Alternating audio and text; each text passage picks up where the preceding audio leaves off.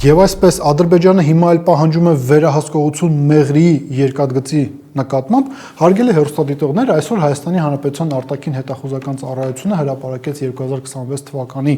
իրենց զեկույցը, որը նվիրված է անվտանգային միջավայրին Հայաստանի շուրջ։ Տրամաբանական էր, որ բավականին զգալի հատված այդ զեկույցի նվիրված էր Հայաստան-Ադրբեջան բանակցային գործընթացին, նվիրված էր ընդհանրապես Երևան-Բաքու փոխհարաբերություններին։ Գիտեք ինչն էր բավականին ուշագրավ, որ այդ զեկույցում նշված էր հետևյալ հետաքրքիր նրբերանգը։ Օգոստոսի 8-ին Վաշինգտոնում ձեռք բերված պայմանավորվածություններից հետո Ադրբեջանում մի քանի անգամ ավելացել են նաև պետական լրատվամիջոցներում հիշատակումները այսպիսի նախագծերի վերաբերյալ, ինչպիսիք են Արևմտյան Ադրբեջան կամ ադրբեջանցիների ճակերտավոր վերադարձ կամ տեղափոխություն Հայաստանի Հանրապետություն, այսինքն մենք ունենք մի իրավիճակ, երբ որ պետական կառույցներից մեկը թեկուզ եւ կիսով չափ, բայց անդրադառնում է այն վտանգներին, որոնք գալիս են Ադրբեջանից, ինչու ենք ասում կիսով չափ, որովհետեւ իրենք այնտեղ թեականով են այսպես ասած ձևակերպում իրենց զեկույցում,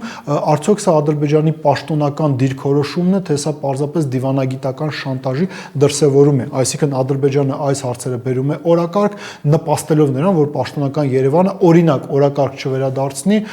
Արցախահայերի Արցախ վերադառնալու հարցը։ Ինչևէ, արձանագրենք հետեւյալը, որ արտաքին հետախուզության ծառայության զեկույցում սրա վերաբերյալ կա գնահատական, բայց արտաքին հետախուզական ծառայության զեկույցում չկա գնահատական, որը վերջին շրջանում բավականին տարածում է գտնում ադրբեջանական լրատվամիջոցներում եւ այս գնահատականը տալիս են ոչ թե ինչ որ շարքային ադրբեջանցի թոշակառուներ, այլ տալիս են Ադրբեջանի նախկին արտաքին գործերի նախարարները Տոֆիկ Զուլֆուգարովը եւ Էլմար Մամեդյարովը։ Ինչ են իրենք ասում։ Տեսեք, իրենք նշում են հետեւյալը, որ իրենց գնահատմամբ սովետական միության շրջանում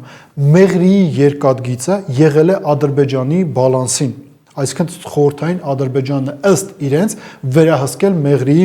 երկաթգիծը։ Դա իր հերթին նշանակում է, որ Ադրբեջանն էլ որպես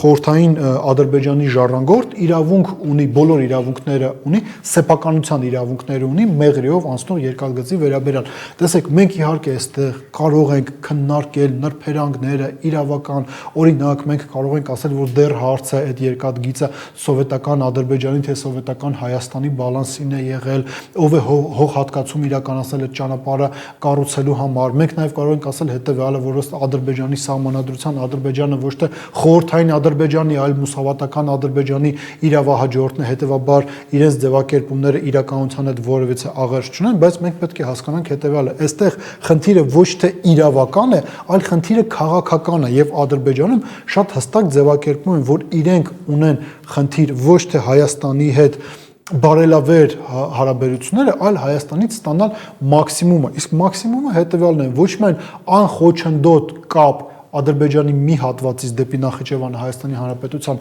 տարածքով, այլ նաև սեփականության իրավունք Հայաստանով անցնող կոմունիկացիա նկատմամբ։ Իդեպ նկատենք այստեղ նաև հետեւյալը. սա հարված է ոչ միայն Հայաստանի Հանրապետության ինքնիշխանությանը, այլ սա նաև հարված է Ռուսաստանի Դաշնությանը, որովհետև չմոռանանք, որ գոյություն ունեն հարավկովկասյան երկաթուղիներ,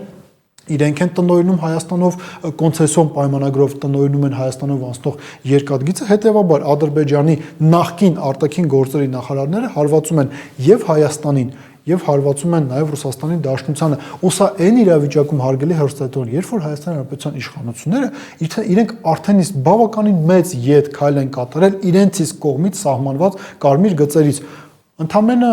օրերս Ազգային ժողովի քաղաքացիական պայմանագիր խմբակցությունը ներկայացնող Վահագն Ալեքսանյանը ասեց այն, ինչի մասին մենք ձեզ հետ այստեղ մի քանի ամիս խոսում էինք, որ փաստացի սահմանապահներ հայ չեն դիմավորելու ադրբեջանցիներին։ Նա պատմում էր այն մասին, թե ինչ հիանալի սկաներներ գոյություն ունեն եւ այդ սկաներներն են զննելու ադրբեջանցիներին, չգիտեմ, Մամեդ Մամեդովը, որ Հայաստանի տարածքով գնալու է դեպի Նախիջևան, հայ սահմանապահը կամ մաքսային ծառայության աշխատակիցը իրեն չի զննելու, այլ գոյություն է ունենալու front office, ինչի մասին մենք խոսում ենք վերլուծելով Արարատ Միրզոյանի եւ Մարկո Ռուբիոյի միջև կայացած հանդիպումը, այդ front office-ի շրջանակներում սկաներն է վերլուծելու, թե ինչ է իր հետ տանում ադրբեջանցին կամ ինչով է ինքը վերադառնում Ադրբեջան Նախիջևանի տարածքից։ Այսինքն մենք պետք է հասկանանք հետեւյալը, որ նույնիսկ այս զիջումը ստանալուց հետո Ադրբեջանի իշխանությունները շարունակում են նոր պահանջներ ձևակերպել իրենք խոսում են ոչ թե կոմունիկացիաների ապաշրջափակման մասին, այլ Հայաստանի սեփականությունը հանդիսացող որոշակի օբյեկտի նկատմամբ սեփականության իրավունքի հաստատումը։ Ու սա նաև ինչով է հատկանշական, հարգելի հեռուստադիտողներ։ Դուք հիշում եք իրադարձությունների շղթան 20-ից 22 թվականները,